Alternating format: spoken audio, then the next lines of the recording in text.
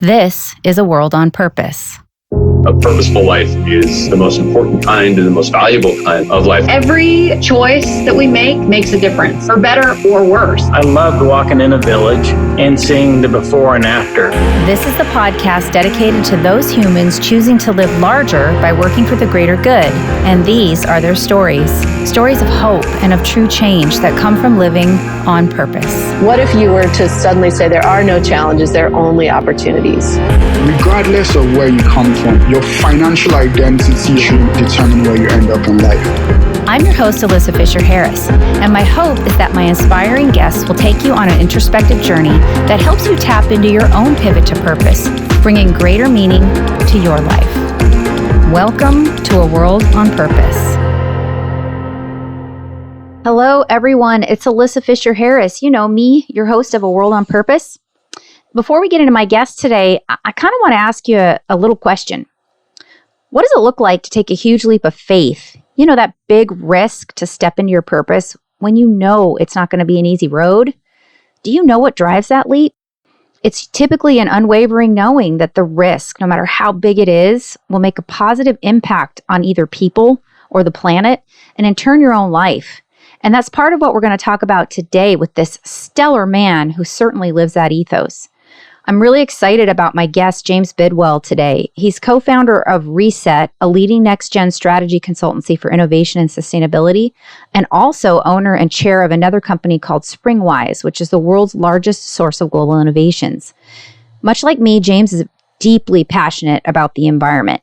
So I was really struck and really felt the relatability of his tenacity and his courage stepping out of a traditional corporate environment in the UK as a high-powered CEO to make a commitment to serve and protect the planet by spearheading two businesses that were vehicles for that purpose. Further, he joined the ranks alongside 1% for the Planet, you know, that powerful and compassionate NGO you've all heard me refer to often, and with whom my own family is a member. I really identify with James deeply as he shared all the challenges and the fears and the struggles that he had along the way to make his business not only purposeful, but also profitable, which is something that we don't often talk about in purpose, because how can you possibly be profitable if you care about purpose?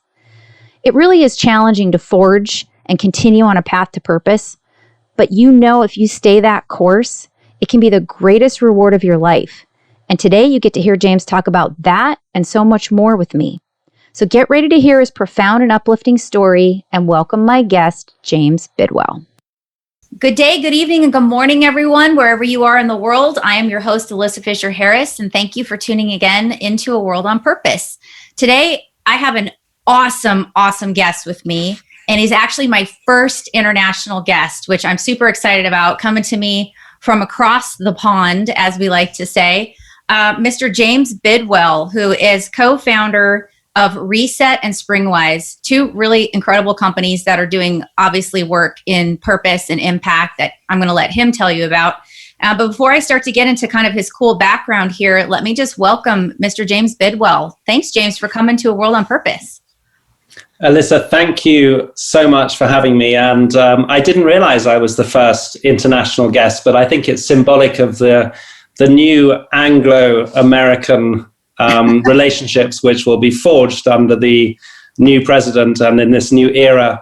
And many of those relationships, I hope, will be around purpose. So it's a great pleasure to be here on this podcast. Thank you for inviting me. Oh, and thank you for your interest in being here. And I agree with you. I think that their hope springs eternal across all boundaries and lines in the world, I hope.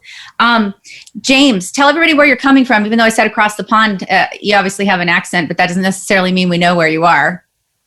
So yeah, I'm in the UK. So I'm in England, and I am in the south of England on the edge of a beautiful set of hills called the South Downs, and that is just before the coast. So if you go to London and you go south and a little bit west, I'm just there, and I'm in my house. We're all in lockdown here, of course, and it's 6:30 in the evening. So I've had a long day. I started very early.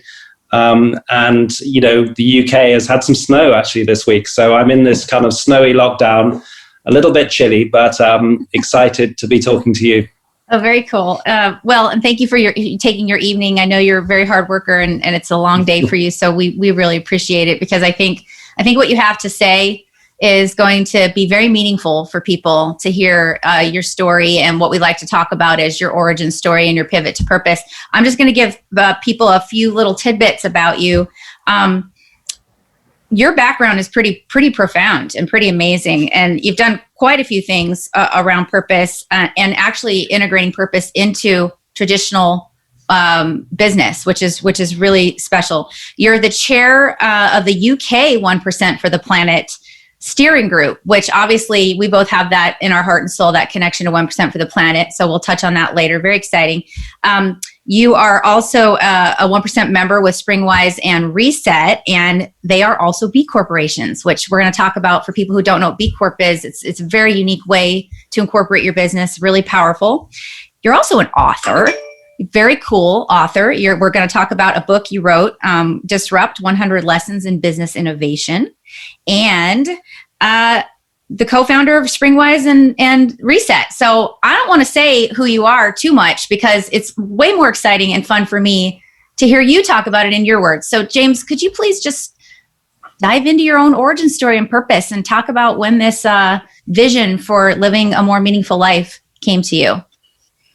Okay, well, thanks, Alyssa, and thanks for that lovely introduction. So, look, I've had the privilege of, working for quite a long time. I'm probably 30 years into my career, and I've done a lot of things. So I did start on a very traditional trajectory, having been brought up as a child in the countryside and feeling a real connection for nature as a child. Went to school, went to university, got a job, started in advertising, ended up being pretty successful in advertising marketing, became a marketing director of a big department store called Selfridges, which some of your listeners will have visited, became the head of tourism for London, CEO for Visit London in the lead up to the 2012 Olympics, became the MD, managing director of Anthropology in Europe, which you'll all know, that lovely store that there are many of now around the US and around the world. So sort of had a pretty successful career. And along that time, had family and all of that, great life. But amongst all of that, I think I was feeling, and it took a long time to kind of get to understand what I was feeling, that this kind of consumption world in which we lived, which of course was increasing, during the 90s and the 2000s, was clearly unsustainable. And working in retail and tourism, which are two of the biggest kind of contributors to global warming and climate change, became increasingly uncomfortable. So in my positions of when I had a bit of influence in Selfridges, I introduced the first organic clothing lines, and we put a lot of organic products into the food halls there. There's a big, lovely food emporium. In Visit London, we launched the green tourism scheme. So I was sort of trying to do things, but it suddenly came to me that really this was kind of not the right kind of thing to be doing. And it coincided with a very difficult personal time where I separated from my wife, and I have 3 lovely daughters. So that I found difficult. For obvious reasons. And so I decided to stop everything, and I stopped working. I had to sell everything. And I focused on my kids, and I started to think a little bit about what I really wanted to do. And that's when I came across Springwise. And actually, I wasn't the co-founder of Springwise, but I'm the owner of Springwise, and it had been founded in 2002. And Springwise is an amazing global innovation community network, and it's a web platform, and we publish the best innovations in the world, and we care a lot about positive change. And Springwise had been always behind that kind of ethos of trying to make the world a better place. Anyway, I managed to acquire it. So I had no job. I had put money into a business that had no revenues. But I kind of felt something was going on around the world, hitting the tipping point of this kind of more purposeful kind of life and existence was seeping through with what I was seeing with customers, what I was seeing with friends and family. And it felt like it was the time to kind of do something a little bit brave. And from that, That was 5 years ago. The first thing I did was become a member of 1% for the Planet. So I called Kate Williams it was her first month, and it was my first month. And I called her and said, I'm coming to New York. Do you want to meet? We had lunch. I said, I'm joining. Don't have many revenues, but I'm still joining because had been connected through my love for all things Patagonia, both the brand and the place, but that's another story. But particularly the Yvonne Chouinard story. And then we got going. And since then, we've created actually a very successful business with Reset and Springwise. I'll tell you more about that in a second. But I think it's not really a moment in time, my pivot. My pivot came over time. And as I got a bit older, I connected more with nature. The world changed, so I felt it was very difficult to actually make a good living in the sustainability, purposeful world, for most of the beginning of my career. And I was looking for those opportunities always, and always being very supportive of businesses that were helping to do that where I could. And then suddenly I found a way to break out and see if I could do it. And here I am now. Wow, I love that. Do you? I want to talk a little bit about when you were trying to integrate purpose early on in your career. So, did you meet resistance to that thought process when you were trying to do that at the other retailers? And what was that like for you? Obviously, you shifted because of that, but what kind of resistance did you meet? Number one. Number two, have you seen a paradigm shift since you might have had struggles back then trying to make it happen? So, I give you a couple of examples. So Selfridges in those days, we turned it into the most successful department store in the world. I was the marketing director doing this amazing transformation. And part of that was to bring diversity and different things into the business. And I therefore was able to introduce brands that were more purposeful, more sustainable. But in the end, the market really wasn't quite there in that business. And there wasn't really the appetite for compromise in margin and all of those things to bring those businesses in at scale. So they just weren't there.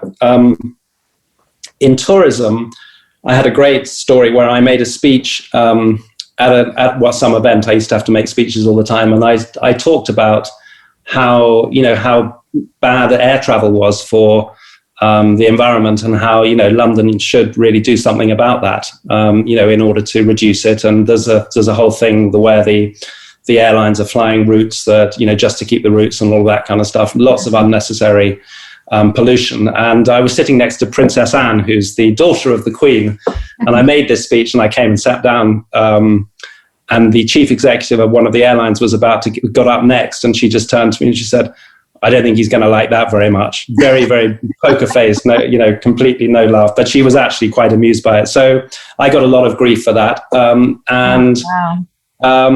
Although I did ironically, I worked for a mayor who was really into sustainability. So there were things going on in London to really build it out as a green city. The Olympics, of course, was extraordinary. But the big stakeholders who have got a lot of money at risk, they don't really care about it if they think they can keep making money in the old model, because purpose is expensive to change and do that transformation, and we specialize in that at Reset. Mm-hmm. And my final one is my Anthropology, where that brand feels very sustainable. Mm-hmm. And for me, without speaking out of turn, I found it very difficult to reconcile that. Because I didn't see it underneath. And when I tried to dig into some of the supply chain and all of those things, I wasn't really encouraged to do that. So I found that quite disappointing, because I think it's an amazing brand, and it may have changed a lot, of course, since I was there. So what I see now is, so Reset is very simply, we do strategy for sustainability and innovation. So we believe that innovation is the engine for sustainable change in businesses, and that industries need to be transformed to serve the modern consumer, but also, of course, to save the planet. And the best CEOs see that their customers want this, that their teams want this, and that it's the right thing to do. And I am pleasantly surprised now But I have to be quite persuasive, and I'm quite good at the burning platform speech. But we are really seeing a paradigm shift. And I think the last year, the COVID year, has really accelerated that understanding. And it's, these guys are still, they're mainly guys, but the guys and ladies who are leading businesses they still need to make money for their shareholders. But when you can demonstrate to them that you can make money for your shareholders and transform your business and embed sustainability and embed values like those of 1% for the planet and B Corp, you're going to have the businesses of the future. And so that's what I do now. And that's great fun because you're pushing it a more open door rather than one that's being slammed shut in your face. Right, for sure. And there is so much research now and evidence showing that, the old adage of you can do well by doing good at the same time, as a business, which you clearly are experiencing now. Just want to ask you too, what do you think what do you think caused that paradigm shift before COVID? Because the trend started and you were already on the trajectory. You obviously were a early adopter because you jumped on that plane and came to New York to meet Kate, or to the United States to meet Kate. What do you think made that paradigm shift in the UK? Because I know what caused some of that over here, but when you started seeing those trends shift, and you knew you were on the right trajectory, what you think that was instigated by?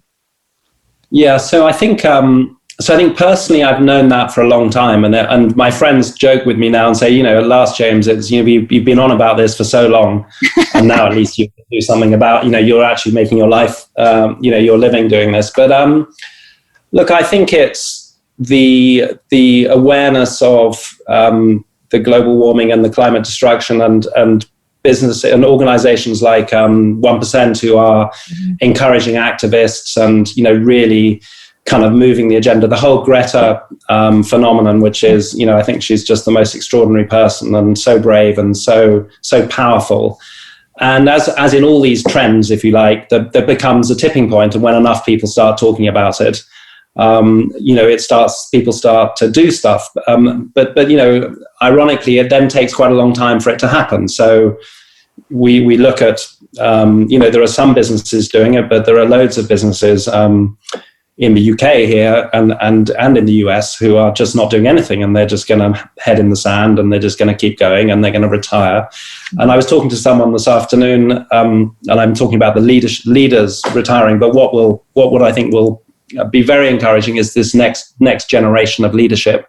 Mm-hmm. So when we have the next, the 30-year-olds or 25-year-olds of coming through and leading the businesses, they know they're going to have to do it for their kids. My generation's been able to not do it; they can get away with it, which is sad. And I'm amazed by the amount of arguments I get into with my generation about this. But it's an imperative now. And I think there is a realization that business has a big part to play in it. Mm-hmm. I agree. I think it is a little bit of a lonely trek that sometimes when you try to forge a path of purpose. But it is, I agree with you. I think seeing with COVID and with the civil unrest that we've seen, which has really been around forever, but just the light that's been shining on it now, and all of those things are going to definitely, I think, create a really fast path to people adopting these practices. I want to talk a little bit too about, before we're going to get into part two, more deeply about Reset and about Springwise and the great work you guys are doing. But I want to talk a little bit about the kind of culture that you have there, because it's also you and your significant other that kind of brought this together, and it's wonderful and unique, correct? Yeah, so I mean, the genesis of all of this was I took over Springwise, and Sophie, she had another consultancy, which was a digital consultancy, and she very sadly had been widowed, recently when we met, and so we got together, which was also an extraordinary thing after being at my age. And anyway, we decided that if we were going to make a go of the next few years together, and we have 5 children between us, and we have a complicated kind of setup, the most effective thing would be to work together, and then we could spend time together.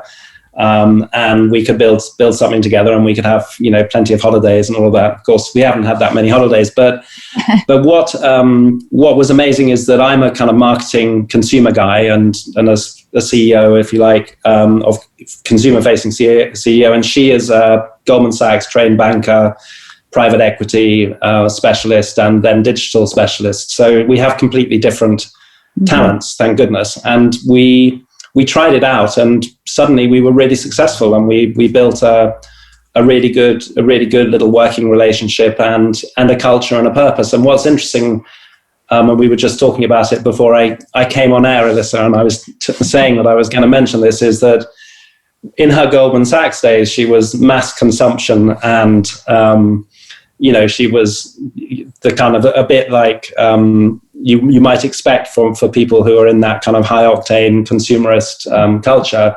And she's now almost more purposeful than I am. So the transformation, she says, yeah, my mum and my sisters are really, they can't believe it. It's fantastic. So, and because we work so well as a team, you know, we've managed to create that. So that means the culture of the business is pretty clear because we're the owners of the business. We've given 40% of the shares of our business to our team. So we've said 40% for the team, and everyone joins because they want to have maximum impact. And that is the first thing. So they of course want to make some money and have a good time and look after their families and all of that stuff. But we're here to make impact. We're here to make the world a better place, and becoming a B Corp and being part of 1% of the planet. And I kind of drive that agenda very clearly through the whole organization at all times, as does Sophie. Means that we've created, you know, no ambiguity about what we're all trying to achieve together, and that gives us a fantastic culture, and it makes us very attractive to candidates who want to come and work in companies with this kind of outlook.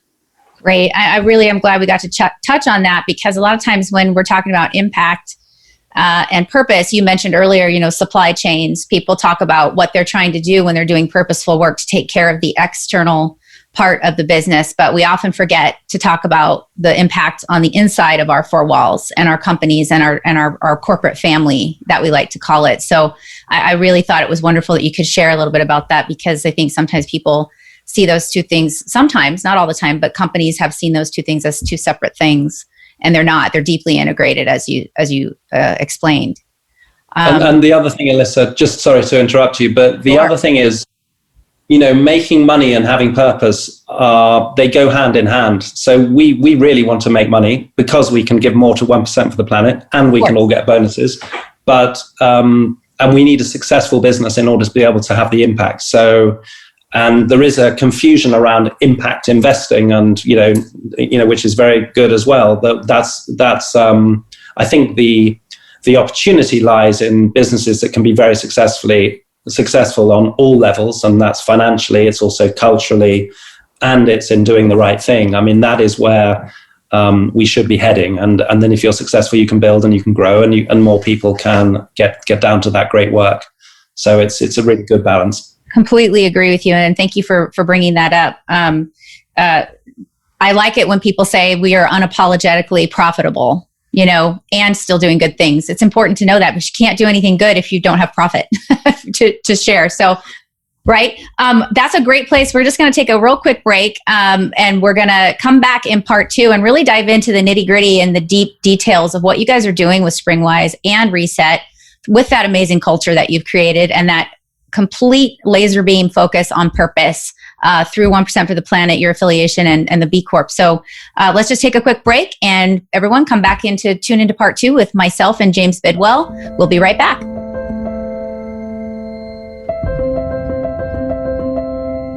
Hey everybody, welcome back to part 2 of our 3-part series with Mr. James Bidwell, CEO of Reset and Springwise. And he told us all about his incredible origin story and pivots to purpose. It wasn't really a one thing that did it. It was kind of a lifetime journey on his path to purpose, which was really fascinating in part 1. And part 2, we're going to dive into now his really outside the box thinking and cool companies that are making a difference with social impact in the world, with Reset and with Springwise. So James, welcome back again to A World on Purpose. Great to be back. I'm broadcasting from the UK. It's now a little later in the evening, but very calm, enjoying the discussion a lot. Thanks. Me too. We're not encroaching on your dinner, are we? Is there anyone Not waiting at all. for you at the dinner table? You're encroaching on the cooking the dinner for the kids, which I'm quite happy to have one night off. Great. Oh, good. Well, I'm glad I can help facilitate that. So, James, we were talking earlier about how you really took a huge leap of faith and a risk initially with Springwise, jumping into something that was not profitable at the time, got involved with 1% of the planet. I'd like you to talk a little bit about the development of that and what Springwise actually does. And then we're going to get into your second really cool business reset so that people understand, what you guys do and what kind of impact you're making in the world and those really scary feelings that you had around taking these kinds of risks when you were just like this early adopting thought leader. Wow, that's a lot to talk about. But yeah, so I mean, the Springwise story, as I sort of alluded to. So when I arrived and I had bought Springwise, I found that clearly I hadn't done enough due diligence. And although it was an amazing brand, it's got incredible reach globally. And what it does, as I said earlier, is it's kind of one of the largest communities of innovators in the world. And we bring the latest innovations to a global readership, and we are able, through our spotting networks, to kind of connect in with stuff that's really early stage. And it had always had a kind of sense of purpose to it, but I've managed to move it towards being much more around the whole sustainability and social agendas. But when I started, the tech definitely didn't work. There were two guys who were brilliant, but they worked, in the night instead of the day. And I get in at 7 o'clock in the morning, and, people would turn up at 1 o'clock at lunchtime and sort of think that was reasonably early. So it was a bit of a baptism of fire. And I was, I was a big company guy, so I wasn't a little company guy. So it was an agonizing, quite scary first few months and years, but we managed to sort all that out, and we managed to reset Springwise first and turn that into what it is today, which is a growing community of innovators. Lots of people really loving our content, and that we have some great plans for this year. But and what it really lets us do, it just gives us a glimpse into the future. And it's kind of real-time trends without actually having to write the trends, because my belief is that trends are out of date by the time they've been written up. But what you can do at Springwise is just get a snapshot. And then Sophie and I, got together, and we decided that we could have more impact by harnessing the power of Springwise and that reach, that audience, that insight, if you like, and turning that into a consultancy that would work with boards and with CEOs and leadership teams in big businesses in order to make more positive change happen. So we kind of started talking about that, and she had a consultancy that was more focused on digital. And the story of the beginning of Reset is amusing. So we had Springwise, and I was invited to a big conference in Dubai. So we went to that, and I persuaded the conference organizer to give me 1 hour on stage in a breakout. So we said, we wrote a pilot for Reset. We said, if Reset existed, this is what we would pitch. Wow. And we stood up, and there were 300 or 400 people in there, and we made our presentation, the two of us. It was the first time we'd ever done anything like that together. And at the end of it, loads of people came up to us and said, this is fantastic. It's the first time in this conference that actually someone's come up, made a presentation which says, what can I do now? What do I need to do? Oh. And we talked about disruption, and we talked about, the opportunity to reset. So we said, okay, let's do it. And then we incorporated it, and we started, and we got a client who was a fantastic property company in London, and off we went. So, and then the other thing that was really interesting on that journey is I was approached by one of the big publishers in London called Hachette, which is one of the biggest in the world. And they said, why don't you write a book about disruption? And I thought, well, it's probably quite tough writing a book, but actually Springwise has got a lot of content. And with my editor and some other helpers, some of our writers, we wrote Disrupt 100 Lessons in Business Innovation, which was published in 2017. And that's 100 Springwise ideas in various chapters. Obviously, there was a chapter on sustainability and there's, around the future of retail and work and things like that. And it became an Amazon bestseller. It was translated into Chinese, into Russian, and Wow. And suddenly we had, we had a successful book on our hands as well. And interestingly, it's as relevant now as it was then, and actually more relevant. So we're getting more people saying, can I have the book as well as signing up to Springwise. So all of that to say, none of that was planned, Alyssa. That was just instinct, and instinct from a place of pretty. Both Sophie and I were in a pretty tough place when we started all of this, and we've just had faith, I guess, and confidence, and gone for it and done the right thing. Risk. You know what? We're going to talk about that more deeply, because I really like people to be able to walk away from thought leaders like you, around things they can do when they're afraid of taking a risk, when things are difficult. And I want to touch on that in a little bit later, because I think that's really, really important to cover. But I want to just go back a minute to Springwise and Reset. How would people who have innovations that they're looking for people to know about, let's say it's, carbon drawdown machines, or are they mostly, you said they're mostly specifically geared towards sustainability. How do people get engaged with both Springwise and Reset if they're looking to be involved or looking for support? That's a great question. Thank you. So Springwise is looking for the latest innovation. So we look at the latest startups. We look at what's going on in universities. We look at all sorts of things from all around the world. And if you have a startup that you think is very genuinely different, so the editorial lens, if you like, is we haven't seen anything like this before. This is genuinely new, like packaging made out of seaweed, or something that's sucking carbon out. So a new device, and then go to www.springwise.com. And it says submit in the header, and you submit your innovation, and Justin, our editor, will look at that, and then if it's good, he'll write it up. And we write up a few paragraphs, and we tell you how to contact. So a lot of innovators write to us with their business ideas and with their businesses, and we say it has to be real, it has to exist, it can't just be flying a kite, like of course we did with Reset. But it's an amazing place to be picked up for investment. So a lot of investors look at it. A lot of venture investors, early stage investors. A lot of media will look at Springwise to get ideas for stories. And I've had people come up to me and say, "Oh, I was on Springwise and I got investment, 3 weeks later, or I was on TV." And for me, that's also extraordinarily. I'm extraordinarily proud of that, because we're using this fantastic community to drive positive change for young guys and girls who are building businesses. And then Reset's a different thing. So that's the Springwise. So if you've got an innovation, you're interested in innovation, go to Springwise. And then there are some fantastic newsletters you can sign up to. It's all free. So we took a decision to make it free for the world. So we finance Springwise.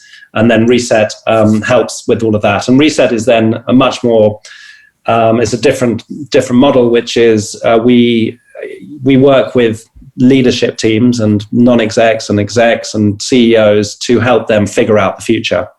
So most good CEOs know that they're in a disrupted world. Lots of them have no idea what to do. And we help them figure that out. We help them. You talked about agility. We talked about risk, and really what we say is we're preparing your business to be more resilient in times of trouble, and we're also giving you the opportunity to be on the right side of disruption from a growth point of view. So it's all about being on the right side of the disruption, which we know is coming. And there's loads of techniques and strategies we can do that. And one of those is clearly, making yourself fit for purpose from a sustainability point of view.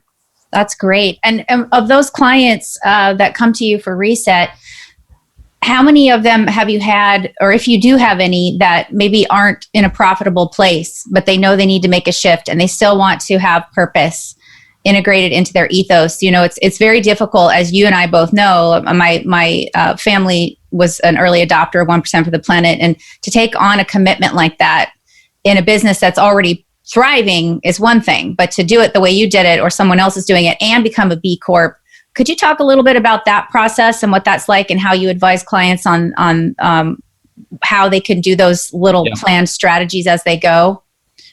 I mean, it's a great question, and I will answer your last question as well. The website for Reset is thisisreset.com. I know you get to that at the end, but you asked it earlier. So look, we find that our best clients are clients that are generally in legacy businesses, but with enlightened management. Mm-hmm. So they're in a business. So real estate is a very good example of that. Long time, particularly landlords in city centres where they've had retailers and offices, office workers taking their space, upward only rent reviews, no real threat, particularly if you're in a vibrant city like London. And the best forward thinking teams are going, this can't go on forever, and we need some agility and we need to kind of build in. So we start then with innovation. And how do you create a culture of innovation? How do you open up? How do you pilot a few things that are kind of different from what you've been doing before?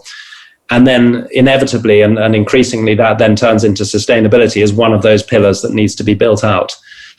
So we're really embedding that kind of innovative behavior and innovation and sustainability into the middle of the business model.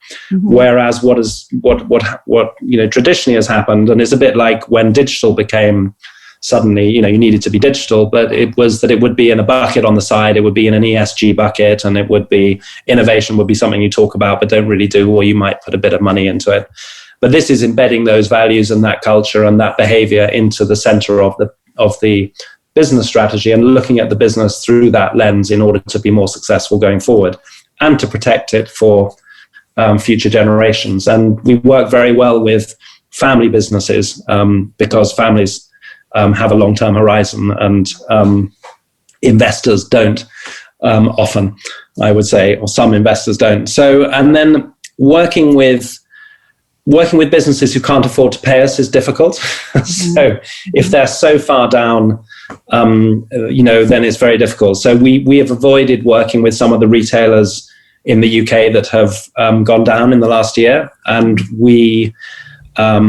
I have to say that there are some businesses that deserve to not survive, that because they haven't thought about the future. They've often, private equity investors have taken all the money out, paid themselves nicely and left, hollow businesses. And a great example is this Philip Green in the UK, who had this fantastic retail empire, and he took all the money for himself and didn't invest in his businesses, and that's a terrible story. So, but in the end, those businesses they're never going to really exist for the future because the purpose is not there. The purpose is different, and so we will always work with startups and help people who we feel need that. But our client base, because we're trying to be a successful consultancy, and we need to think about our own success, and we do want to have more impact by growing, but not too much. We tend to work with companies who are enlightened, they've got the funds to change, and they have the commitment to do that. Yeah. And I think that's a key point in companies that are enlightened, because trying to go after business of people who just aren't on that path and don't see the value in it it's like salmon swimming up a stream. It's very hard. And obviously, we hope that we can shift some thought processes that direction in the future. But like, if there were one sector you wish you could penetrate and have them be more purposeful, what would that sector be? So I'm still with the salmon swimming up the stream because I love salmon, and and the more I learn about the salmon and how amazing they are, the more I feel very strongly about rivers and oceans, and we'll talk about that in a second. Look, we are working on it's very confidential, but we're working with one of the biggest fashion retailers in Europe on their sustainability strategy, which is not yet public. We've been working with them for 14 months, and they are incredibly committed. They're very enlightened. The leadership understands that this will make this a much better business. You can imagine what it's like, looking at supply chains, looking at labor, and looking at all the issues that are in fashion, and how do you become more circular and all of those things. And if this, or I'm going to say when this comes to light, this will not only change this business and make it fit for the future and be very successful, but it will also change the whole industry because it's a big enough organization to mean that if supply chains change, they'll change for everyone. So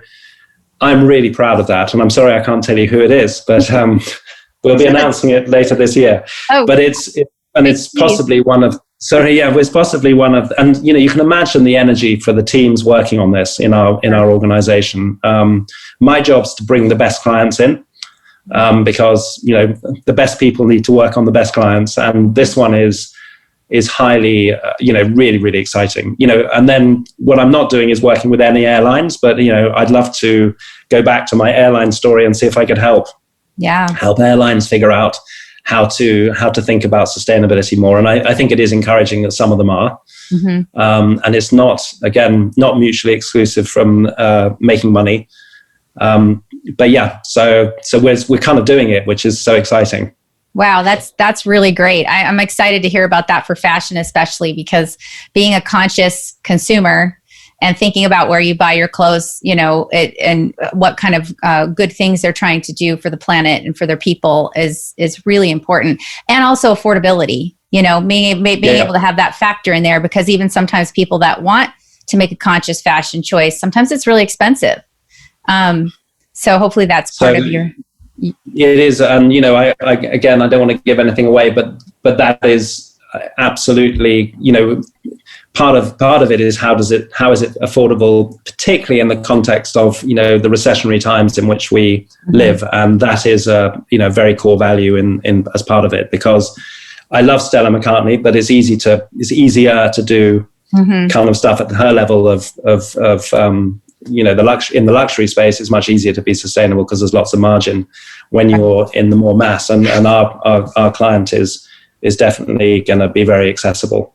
Wow, that's really exciting. Well, we're going to have to do a follow-up when that announcement comes and make sure we tell everyone in our audience about it and hear who it is and what you've done. Super excited. I'm sure that some of that is going to have some, well, I'm not sure. I don't know. I'm guessing that some of that's going to have some 1% B Corp qualities as part of it. So we'll talk about that a little bit in part 3. We're just going to take a quick break for this part 2. This is really cool because I want you to be able to explain to people in your words, for people who don't know, because they've heard me talk about 1%, but also B Corp and what that means to become a B Corp and the process and why it's important. So let's take a quick break. James, thank you for being here. And everyone, we're just going to take a quick break and come back to part 3 in just a minute with my amazing guest, James Bidwell.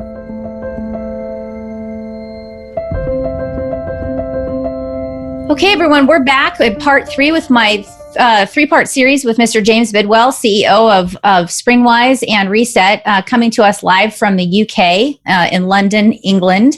And we were taking a quick break there. And on the break, he was telling me a little bit about this project he's working on around the oceans economy. So before we go into what it means to be a B Corp and 1% and some of these other things, and then his words of wisdom around just living a purpose-driven life, I want to make sure that, James, you get to talk about this amazing oceans economy. So why don't you let everybody know what that's about? And thank you for coming back with us. Yeah, no, well, I just wanted to mention it because I'm so excited about it. And the great thing is working on these exciting projects. So today I was speaking at a conference on the ocean economy and all about how important the oceans are in helping us meet the sustainable development goals. And it ties in with a project we're doing to create the first ever regeneration innovation center for sustainable development in the Mediterranean. And that's something that's very close to Sophie and my heart. She's French, and this is happening in a part of France. And we're right at the beginning, but I think it also demonstrates a lot about what we've been talking about, Alyssa, is the energy behind creating places which are focused on kind of sustainable development of one of the most polluted seas in the world, unfortunately. And the fact that there is huge commitment from politicians, from business, from academia. And we're going to create a place, the mayor who's working with us, the mayor of Bonifacio, talks about creating a place for ideas for future generations. And that's really what I love to do, is to create ideas and projects which are going to inspire future generations to look after our planet and make it an amazing place that it is to live. And of course, we talk a lot about land and kind of agriculture, but don't forget the oceans. And the oceans are under a lot of pressure. They're full of plastic. They're overfished. There are some dreadful things going on. And our work with the United Kingdom Hydrographic Office, who hold all the data for the oceans and the mapping data, plus our innovation center, is allowing us to have a great time thinking about that area where we can make maximum impact. Is that focused primarily on restoration or conservation or both? All of the above. But I think there's some great opportunities in tourism, for example, to kind of migrate from tourism that is negative to beaches and places to try and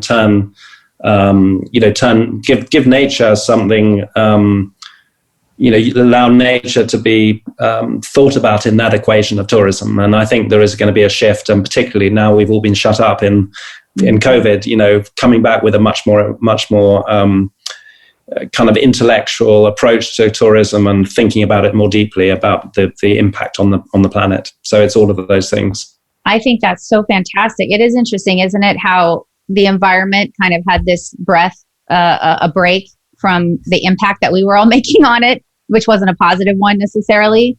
So I love that you were creating that. How will people be able to know about that and get involved? Is it through Reset or Spring? Yes, I'm James at thisisreset.com. So the Reset website has details of all of that. And, anyone who is listening can contact me, directly on Twitter. I think I'm James Bidwell 13. I don't know quite why. And, you'll find me in the show notes, no doubt. So, yeah. But I'm really open to talk to anyone who's interested and anyone who wants to participate in any of the things we're talking about, because that's one of the things I love the most is engaging with people from around the world, and just hearing and seeing where we could make stuff happen. Great. Well, I have a couple of people I think that you definitely need to talk to that were actually guests on my show when we first started. So I'll make sure we make those introductions for you. Oceans, I'm very passionate about oceans too. And we can't survive without our oceans. It's just like the human body. We're 70% water, and so is the planet. And we've got to take care of our bodies of water. So I'm so proud of you and excited about that. Thank you for sharing that. I wanted to talk a little bit about, for people who didn't know what a B Corp was. Some people hear it, they don't know what it means, what it entails. And if you could just discuss a little bit about that and why that was important to you and the process for anyone who's thinking about doing that themselves. Obviously, they can engage you, I'm guessing, as part of Reset to learn how to do that in their business too. Yeah.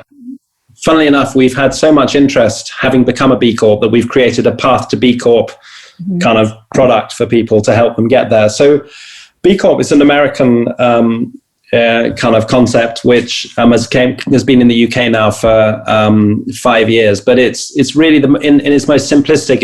It's you become accredited as a business that is a force for good. Mm-hmm. So you commit your business to being a force for good in the world, and therefore that means that it's not just for shareholder value, which is the kind of traditional way of looking at business. You have to consider all stakeholders. So you have to consider the environment, consider society, consider your team when you're making the big strategic decisions. And you have to incorporate yourselves with those articles legally in your business's articles of association, we call them in the UK. And in order to get there, you spend rather an agonizing 18 months in our case. And I thought, of course, it could be done in 3 because I'm always in a hurry. Filling in a whole load of questions and around, your impact on the environment. And there's a whole bunch of categories, which I won't go into detail, but you can imagine you're looking at, how much, what's your carbon situation? Can you get to net zero? All your legal, your rights, your employee rights, or, how much volunteer time do you give, all of those things. And they put together a very, very rigorous and robust kind of set of rules, if you like, which you need to pass in order to get to accreditation. Mm-hmm. So the good news about that, once you've got over the hump of getting accredited, the bad news is it's really hard, which is why we have a product to help people do it quicker. But the good news is once you've done that, you are different because, McKinsey and Accenture and Deloitte, all our competitors, are not going to become B Corps. Mm-hmm. They'll fail on the first thing, which is they work for the big old oil companies and the businesses that we would elect not to work for unless they were proactively doing something amazing on climate. So, and it's impossible in a lot of these big organizations to actually do it. But of course, we practice what we preach. So clients will say, this is great because they're talking it and they're doing it, and we are actually doing it. And it's not only about clients, it's also about the team. So one of the expressions I use, it's a magnet for talent. Mm-hmm. So this idea of a business that really is demonstrating purpose, and the amount of inbound emails for people who want to come and work at Reset or Springwise because we're a B Corp and they find us through the B Corp website is brilliant. And then the final thing to say, which very briefly, is that there's a really interesting way of activating that once you have that, and to encouraging, incentivizing the teams, using it as a business development tool, and from a PR and marketing point of view. So it's a really powerful kind of proposition for a business to have. How many companies in the UK or Europe do you think are adopting this process now? Is it widely known yet, or are you sort of, again, the early adopter in your region of the world? So we're an early adopter. Mm-hmm. So I'm not going to be able to answer your question. I'd imagine it's in the hundreds still, mm-hmm. maybe in low thousands, but we're there first. And significantly, the amount of calls I get or emails now is like, James, can you help me become a B Corp? We've done we're in the middle of doing all this stuff, but we can't get hold of these guys because they're so busy. Wow. And they want me to call the CEO, who I know quite well, and say, can you accelerate these guys? But of course, which I can't possibly do. But so I'm feeling that we were there early, both Springwise and Reset. I would have got there like to get there earlier, but it's a hard thing to do. And we're at the beginning of big change, and it's good that there is a kind of a well-known accreditation, so you can sign up to the same things as other B Corps. Mm-hmm. Well, 1% for the planet, we must talk about quickly as well. That was exactly what I was going to go into next. So 1%. So clearly you're an early adopter, and your first path to purpose on doing that was really taking that leap and signing up for 1% before you were really a successful company. Talk about that, because I know what that process is like, but I'd love for others to hear it from your perspective, and especially, the way you've been so committed to it. Look, it's easy in that you just have to say you're going to give 1% of your sales to environmental causes via 1% for the planet. So, but it's a big amount of money. Mm-hmm. And the more successful you are, the more it is. And if you're not successful and you lose money, you still have to give the money. So, and in the early days of Springwise, we certainly struggled a little bit with that. But I've been a massive fan of the whole Patagonia brand and the way of thinking about business in that completely different way, and that real commitment, that private ownership, and all of those things. And Kate, who was your first guest on your podcast, is a great inspiration. We actually go hiking together. We did a couple of hikes in the UK. She came and stayed. We've become friends, and she's doing a fantastic job. But really what, again, that does for us is it allows us to engage with activists and with not-for-profits who are doing incredible things. So I think tomorrow I'm speaking at something where I've got one of these ocean pollution not-for-profits in the UK, and we're helping them kind of with funding and to help them do this amazing work. And I like the idea of activists in the nicest possible way. So not some of the activists we've seen recently in the political world, but activists who are, making a stand for nature on behalf of nature, and particularly, some of the stopping dams being built, eradicating, the horrific pollution of our rivers, of our seas. Mm-hmm. And we donated, our first money went to something called the Wild Trout Trust, which was all around cleaning up rivers. Wow. And we had 4 of us in the company, and I took them to a river in the countryside, and we had a day learning about our 1% donation, and we actually worked in the river to dig holes for the trout to spawn in. And I think these guys thought I was completely mad, because they didn't really, I'm into the fishing and the trout, but I don't think they were. But actually, it was one of our most exciting, most brilliant bonding days ever. In early Springwise, when life was tough, and we managed to sort of stand in the rain and do this amazing thing, and then see the trout population kind of grow the following year. So where I think 1% is so fantastic is the money goes directly to the charity or the NGO. There's no commission. And 1% guys are fantastic. And, money gives you immediate impact. Mm-hmm. And the success story, I must tell you, is that we started this little steering group 15 months ago. So we had 1 year and we said, I think we had about 100 members. And we ended the year with almost 400 members in the UK. And we created a couple of big events. So we did some events live, and then we had lockdown, and we did events with great speakers, and I hosted and curated some questions and all of that. And suddenly there's been a big growth in interest, and we're the highest growth non-US market for 1% for the planet. And we're now going to have a go at Europe this year. So we're going to increase our ambitions. And there's a great team. Kate's got a great team. We work very closely with a lady called Ashley and her colleague Carla, and they've just been brilliant in helping us push this fantastic movement forward. And it's a great pleasure seeing them, because you see people in their homes in lockdown. So they're all there, and, they've been in the snow and we're in the rain, and, we have just great fun. So it's good.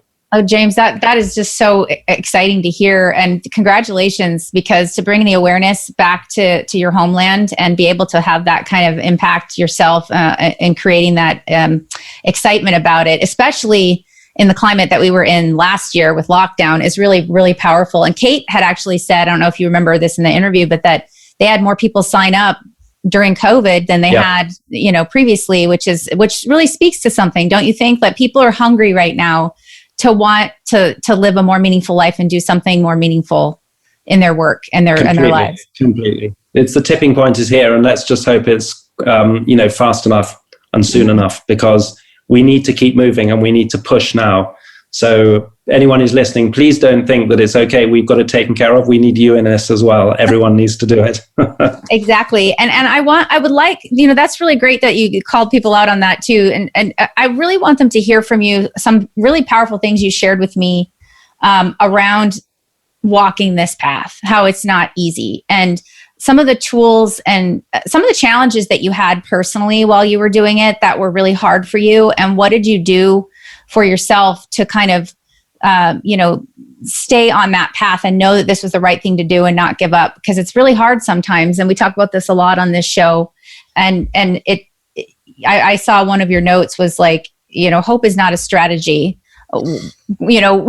Speak to that. And when things are hell, keep going. Things feel like hell, keep going. Can you just share that in your own words? Because yeah, well, they're two good quotes from my friends. So one great friend, Mark, said when I was at the depths, he said, James, when you're going through hell, keep going. So, knowing that the other end. And then another friend, Pierre, said, hope is not a strategy. And he's a superbly successful CEO and very close friend. But look, I think, what I ended up doing was making positive, bold, brave decisions, being incredibly agile. I learned to live off hardly any money, just exist and get through. I had clear ambition around, my belief in innovation and the kind of more sustainable, purposeful path. And then the other massive factor was I met Sophie, and we did it together. So, doing this on your own is, I'm not sure I would have done it on my own, to be honest. So all of those things happened at the same time, roughly. Not roughly, but, there was a sort of cadence, and we met, and I was on my path and she was on hers, and we managed to create a path that was, greater than the sum of both of us. And we both recognize that. We're incredibly grateful for it. We've made big decisions. We've made some very big decisions together. Mm-hmm. Because when you've got 5 children between you, it's hard to kind of make the decision to get together. Right. We've made lots of big decisions in our business life, and we've taken big risks because it's risky working together, because there's, if one business goes bust, then both of them do, sort of thing. And and in all of that, there will be, I'm sure there will be things that come to us that are difficult, and they still do, but we can work through all of those problems. And I take huge solace in being in nature. So, and every day I'm spending time just in the trees, in the woods, by the river. When we spend a lot of time in Corsica when we can, by the ocean, no one around. And I, try to really think about how amazing this planet is. And that gives great impact to the work we're doing, because it's so precious and so important. And there is such a restorative kind of inspiration that one receives from just being out in nature. And the other thing I would just say is that we are incredibly fortunate to be able to be having this conversation and living in, sitting in these nice houses when, the majority of the world is having a really tough time. And I'm always amazed when I love going to India, and I'm amazed about, when you would on the face of it see people and you think, these guys are really living in pretty bad conditions, but actually they're happy. And I try to think about that, and I meditate, every day, and I try to kind of reflect that actually you don't need a lot to be happy. You need to just be happy within yourself. So if we can get to that, and if more people, particularly the leaders of the world, can reflect that would be helpful for society. Mm-hmm. That's nice. I agree with you. I mean, I've lived that life, as you know. And that's the daily gratitude, being grateful for what you have is really important. And I just have one more quick question for you, too, when you talked about the partnership with you and Sophie, and how you thought it might be harder if you'd been by yourself, because a lot of us are on this path either by ourselves or, maybe they're in a partnership and not they're necessarily their significant other. Was there ever a moment when either one of you felt like giving up and going back to your old company because it would just be easier since you had 5 kids, or was it always no, that we're in this for the long haul and you would keep each other? No, we've never ever even thought about it. I mean, I'm definitely not employable by anyone, that's for sure. Well, there's that. And Sophie's too ambitious and too smart to let a business not be successful. So we never did. And the other thing that before I met Sophie, so there was a time when I was, completely on my own. I picked my great friends who are around me. Mm-hmm. And I think we all pick a team when we're going through a tough time. And the important thing is, of course, to be on the team for others. And I've got a very good friend who's had a terrible tragedy last weekend, and I'm on his team to help him through that. And I think that, we're humans, and just thinking about who that team is and being, having that as well. But the Sophie partnership was a big accelerator for me and for her. So, and we can't, sometimes we go, how did that happen? But it did, and we should embrace it. That's great. I'm so happy for both of you, and what a blessing for the two of you to have found each other, obviously for love, but also I said this to another couple that I had on the show, to be able to work, to do what you love with the person that you love is just extraordinarily lucky and rare. And so you're very blessed in that way. And I'm so grateful that you exist, because you're doing all this fantastic work that we all get to know about now. On that note, I want to make sure that you get to do sort of what I like to call our call to action to the audience. What is it that you would ask the audience to do around living in a world on purpose, and what you're doing with Reset and Springwise, and some of your words of wisdom? So before I answer that, I just think I want to say thank you to you for what you're doing, Alyssa, because you're saying that we're all great, your guests, but underneath that is the true greatness, I suspect, is on the other side of this podcast from me and what you're doing. And you're a catalyst for this incredible change, and that's what we need. And I think we all very much appreciate that. And I know that Kate does. And I know that this is going to be a very successful podcast. So we wish you well, and you need to be thanked rather than just doing the thanking. And so for me, there's the Springwise website. There's the thisisreset.com. is where Reset is. I'm on Twitter. I'm on LinkedIn. The Twitter is James Bidwell 13. And what I think, anyone can join 1% for the Planet today, and you can join as an individual now. Mm-hmm. And I think you should. Everyone should do that, because it's not hugely expensive in the great scheme of things. If you're listening to this and you've got your if you're completely broke, don't do it. But if you've got anything a bit more than you need, then you should do it, because it's not only the importance of giving back, but it's such a rich community, and it's so interesting. And the kind of the other members are just so fascinating, and that is a really influential global community. And business leaders who are listening, you need to reset your business. And if you're not, then call me and I'll do it with you, because it's important stuff, and business needs to play a big part, because we're not always, the politicians don't always do it right. So, but those of us who have the responsibility, I think we do, if we've had some success in our lives, and we should, really make sure that this world doesn't collapse. Well said, sir. I think that was wonderful. And thank you for the kind words. Definitely, please, everyone, look up James Bidwell, CEO of Reset and Springwise. If you've got great innovations, go to Springwise. Sign up for 1% for the Planet. They also have opportunities for you to do part of your giving through board participation and through in-kind donations as well.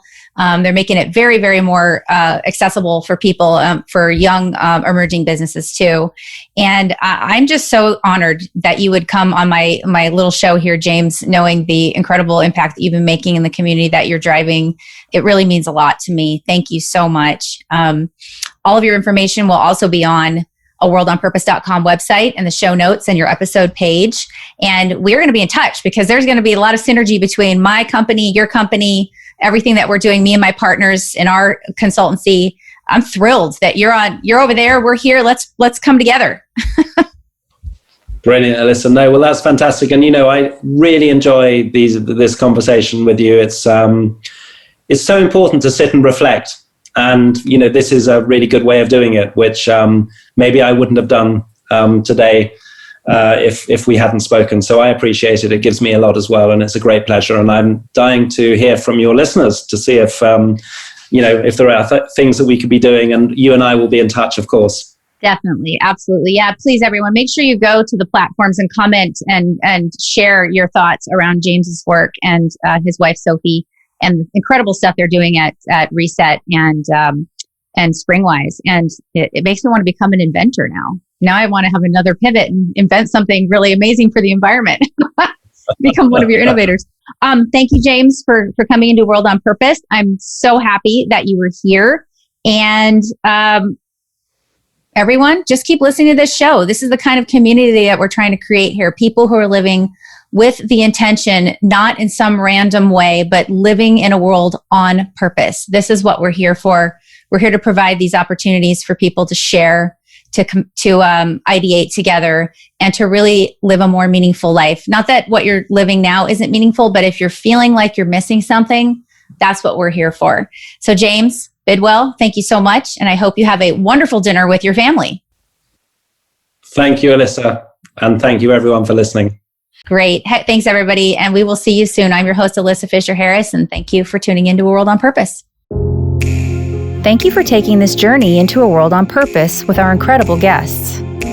To learn more about our amazing guests and their inspiring purpose-driven work, please go to aworldonpurpose.com. Don't forget to look at our call to action of the week to mobilize your desire for purpose into action. A World on Purpose can be found on Apple Podcasts and all the major podcast platforms, and the video version can be found on YouTube. If what you heard today inspires you, please write a review and like and share on the platform of your choice. We'd love to also hear from you and learn your pivot to purpose and the meaningful work that you do that lifts humanity. Send your stories to info@aworldonpurpose.com. I'd like to thank our World on Purpose team for making this show a reality. Once again, I'm your host, Alyssa Fisher-Harris. Thank you for tuning in to A World on Purpose. I look forward to seeing you soon.